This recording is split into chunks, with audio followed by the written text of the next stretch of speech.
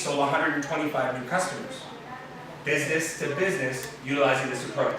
So again, the conditioning is very important so you understand where it's coming from.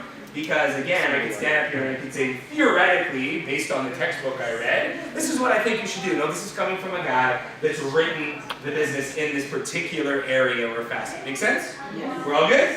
Are you guys freezing yet? Okay. All right. So let's get cracking. First and foremost, the old saying is true. Success is in the uncomfortable. Yes or yes? Yes. Yes. So the major difference between people who are successful and people who aren't comes down to what they are willing to do to get there. Many of you guys may be sitting back saying, great, I'm in a session for cold prospecting. I'm going to learn all the techniques. But then when you leave the session saying, oh my goodness, I know exactly what to say, you're going to go, oh, that scares me. I don't think I want to do that. Success does come in the uncomfortable. Now, here's what I know, is that if you're willing to try something, you're willing to become better. What the hell happened? You're willing to try something, you're willing to become better at it. And when you're willing to become better at something, that allows you an opportunity to open doors, right? The world has changed, I think you would agree. People may be looking to interact differently today than perhaps they would have years ago. But that doesn't mean that there aren't great opportunities waiting to be discovered. Would you also agree? Yes. Okay. So sales and relationship marketing companies require a person to become great at three things. The first one is prospecting, the second one is closing, and the third one is servicing accounts. Would you not say that that is the process of sales in a nutshell? Yes. Right? Now, which is the most important? Obviously prospecting. Why? Because if you don't prospect to find a lead, you can't close them. Yes. And if you can't close them, you can't follow up to see how they're doing. Right? Otherwise, you're just randomly calling people and being like, how's something that you have at home? Does it work well? Right? Doesn't make sense. So you have to prospect to find the person to close them to service the account. All makes sense? Now, at the end of the day, we have to understand that businesses only operate functionally when they have inventory, right? And what is our inventory? People. People. People are our inventory. We're all good? Yes. Great. So, being willing to step outside your comfort zone and meet and greet with the general public will allow you more opportunities than your average representative. It's about doing more than the ordinary. That little extra that you're willing to do is allowing you the opportunity to take ordinary to extraordinary. Does that also make sense? Yes. All right, we're having fun now. Yes. So, cold prospecting is made up of several different types of activities. The first one that we will talk about today is business to business. We're going to talk about that process, talk about that approach.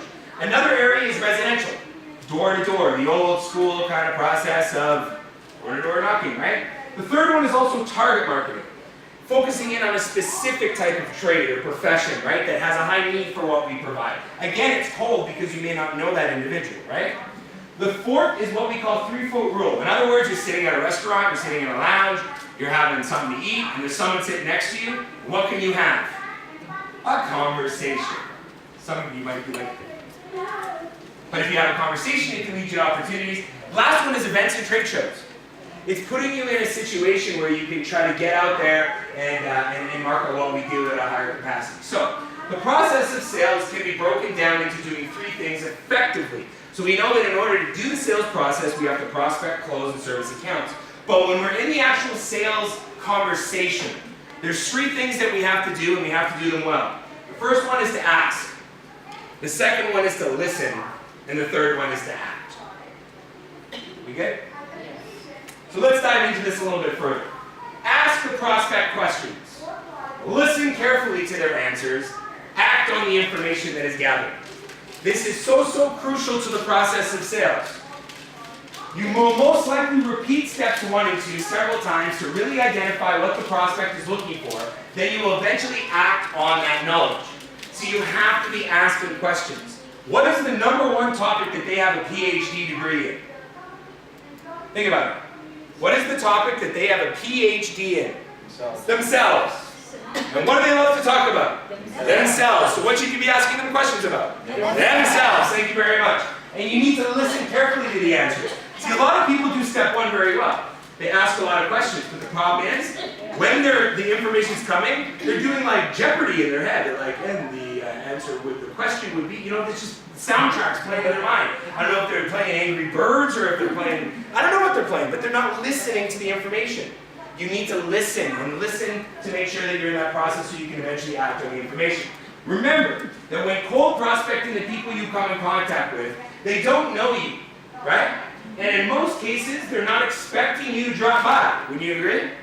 So, having the process is important to capitalize on your time. Yes, building relationships are important, but remember that time is money in our profession. Would you not agree? Now, why did I even put that out there? The reason I put that out there is because understand the difference between working in a warm market, working with a referral. That's all relationship driven, okay? Your warm market are people that know you by your first name. There's a level of relationship there, right? The referrals that they give you, there's a level of relationship in that process. So yeah, you're gonna build on that relationship. Here's what I learned very early on. Remember, 19 years of age, trying to write 25 or more new customers in a week.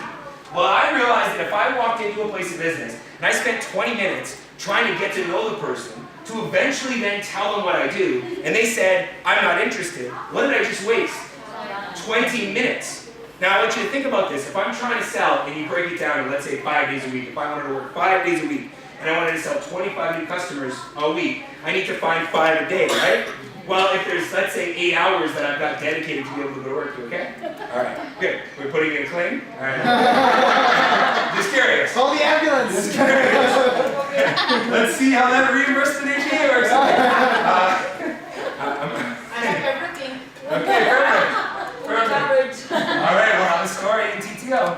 Okay, so back to what I said. So if I spend half an hour with a contact and they end up telling me no, well, realistically, if I'm there for 18 hours and I went about that same process, I can only talk to 16 people throughout the day. Does that make sense? Yes. But if I spend 2 minutes at each one of those locations, realistically, if I got told no in 2 minutes, I'm on to the next call. So I could get told no a hell of a lot more times in an hour than you would. Does that also make sense? Now you might say, well, that's not positive. Why would I want to get told no a bunch of times? Well, here's what I understand. The law of numbers tells me that the more no's I get, eventually I'll end up with a what? Yes. Yes, that's the law of numbers. So I'm making this very clear to you because you have to differentiate to a certain degree how you interact with your warm markets, your referrals and everything, and look at this as a business transaction when you're stepping into a place of business. Does that make sense? You're there to get to the point, is what I'm trying to say. I'm getting to the point by telling you to get to the point. Does that make sense? Yeah. Is it there? Yeah. Okay, all right, moving forward. So, how do I get someone I've never met to answer questions and give me the time to explain what I do? Isn't that the magical question? Yes. Thanks for asking it, guys. Okay, let's move forward. Semantics are so important with everything you do. First, put yourself in the shoes of the person you're attempting to communicate with and try to identify how they would most likely prefer to be addressed. Think about it from that perspective. I want you to look at it from businesses. Business people are what? Busy. So imagine you're running your own business and someone comes in and they try to have a 30-minute conversation with you. The entire time, what are you starting to think? Get lost, I got crap to do. Does that make sense? Yeah. So would you prefer it more if they just said, listen, don't want to waste your time, here's why I'm here. Would you prefer that? Yeah. Okay, so then why, when we go in, do we try to spend 35 minutes trying to pitch somebody everything that we're all about? So see, what you got to understand, walking into their business and talking for the next 30 minutes about who you are, what you do, probably comes across both pitchy and time-consuming. Wouldn't you agree? So getting straight to business is preferable because they have other things to do.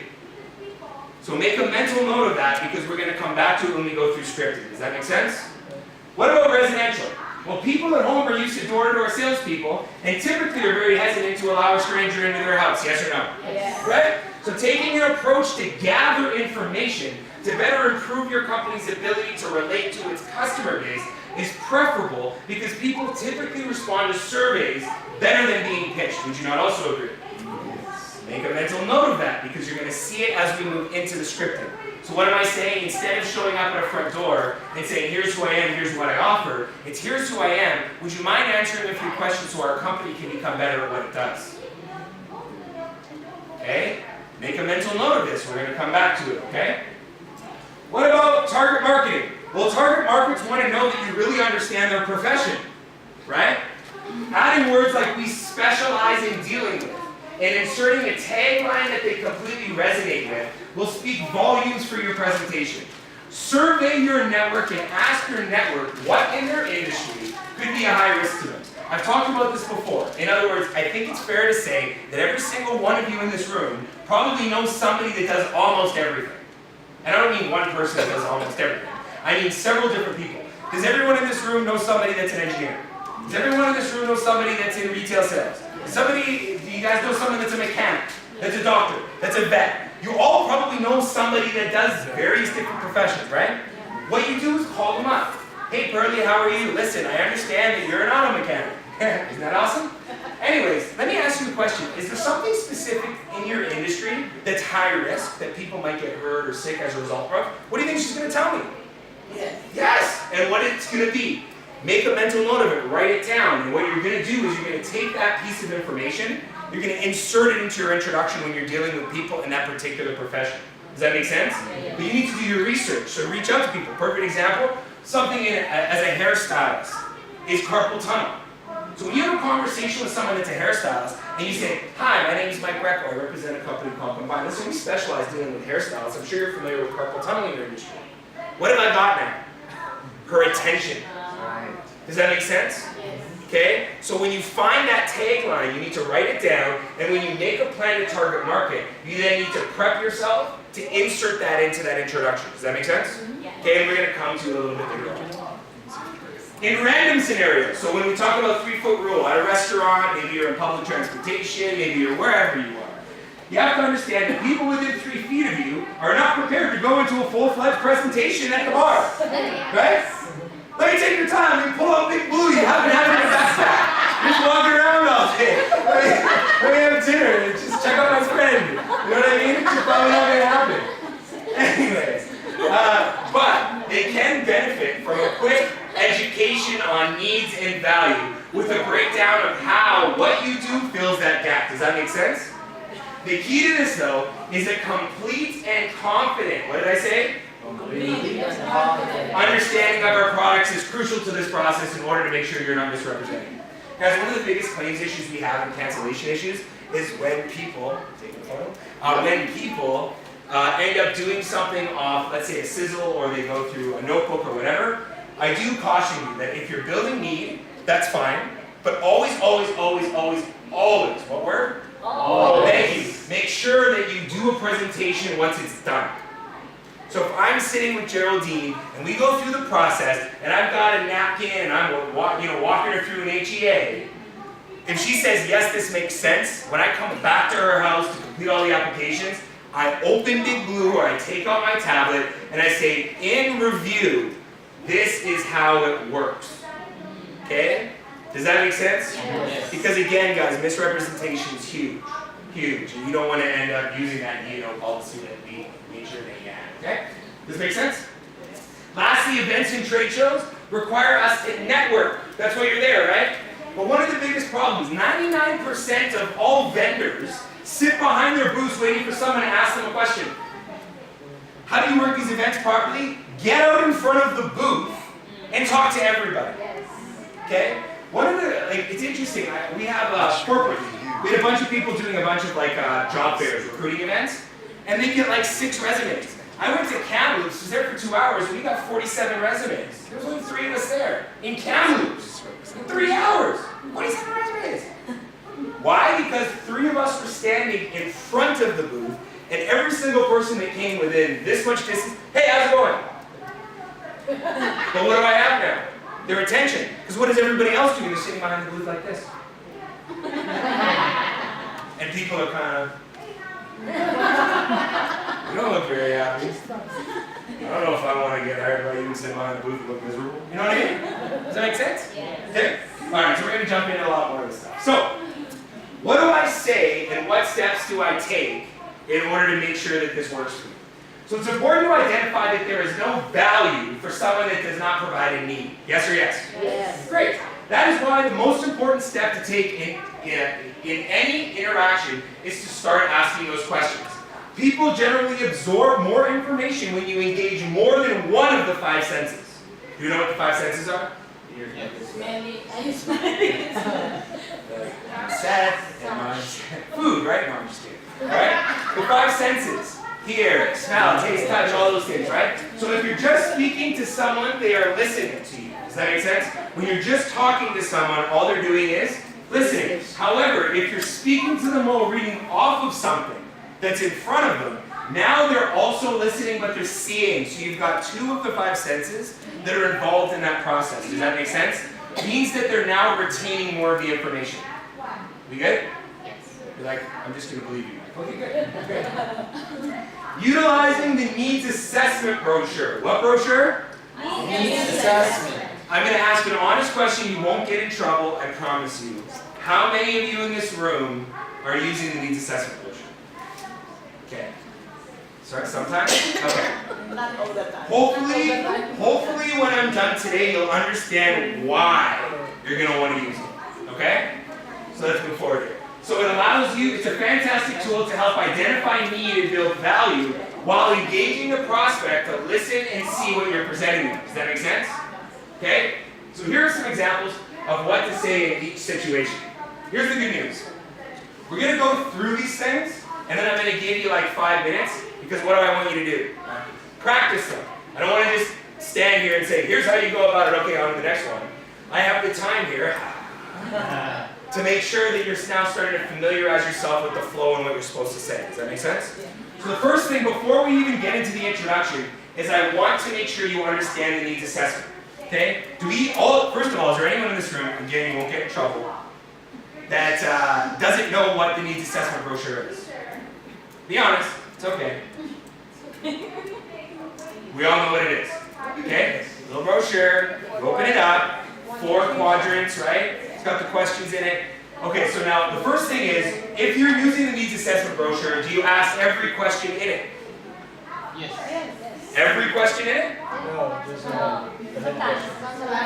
Sometimes, depends. Okay, so now think about it. What's this session on today? Cold prospecting. In other words, we're dealing with someone that we don't know. Imagine walking into somebody's place of business, opening up that needs assessment brochure and asking every single question on it. What do you think is going to happen? Nope. too personal. Right? So question 1, and then you ask, okay, subsection A, B, C, D, E, F, G, okay. Question 2, what?